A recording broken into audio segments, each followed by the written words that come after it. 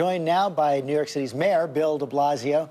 Okay, your police chief is confident right now. Are you confident everything's under control? And what's your biggest concern going forward this week? Absolutely confident. Great partnership between NYPD, Secret Service, FBI. We're ready. We have the personnel, we have the equipment, we have the planning. My concern is simply that there's a lot of moving parts, but we know how to bring them together. We have, as you heard, over 170 world leaders and His Holiness.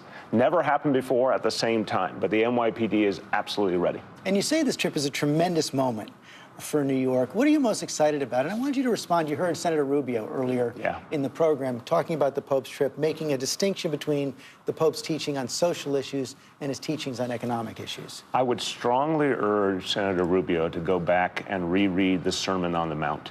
Clearly, the core of Catholic teachings and Christian teachings talks about the economic realities that people face and has for thousands of years. So I was very surprised to hear them make that separation. Let me give you two sentences from His Holiness. Talking about trickle-down economics, he says, "This theory, which has never been confirmed by the facts, expresses a crude and naive trust in the goodness of those wielding economic power and the sacralized workings of the prevailing economic system. Meanwhile, the excluded are still waiting." That's Pope Francis talking about something that's been the core of Catholic teachings for 2,000 years. I'm surprised Mr. Rubio doesn't understand that. But what do you say to those conservatives and others who say this is not the Pope's area of expertise? I think the Church has always devoted itself to talking about fairness in every sense, including economic fairness. I think that's one of the foundational concepts of the religion.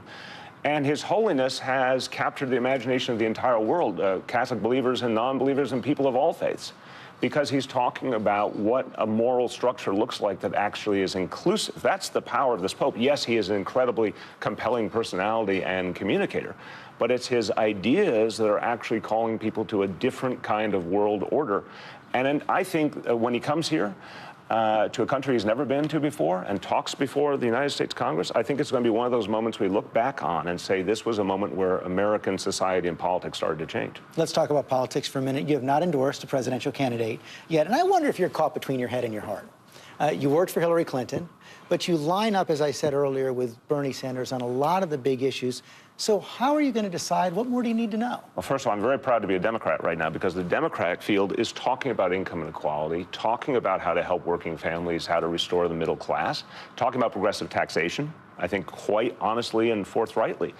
The Republican field is not only attacking each other, they're offering very divisive visions about this country that I think are actually going to turn off a lot of the American people. So the Democrats are in a strong, solid place right now.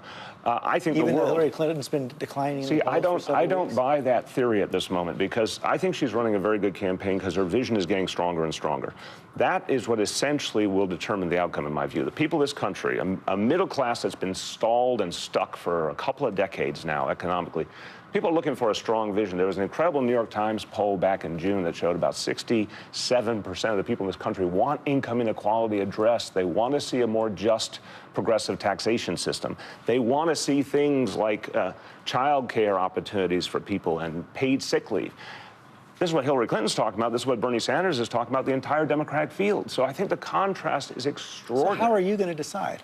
It's like any other endorsement decision. Look at the vision, look at the facts, look at the capacity. Hillary Clinton's an extraordinarily capable person. I know this from personal experience.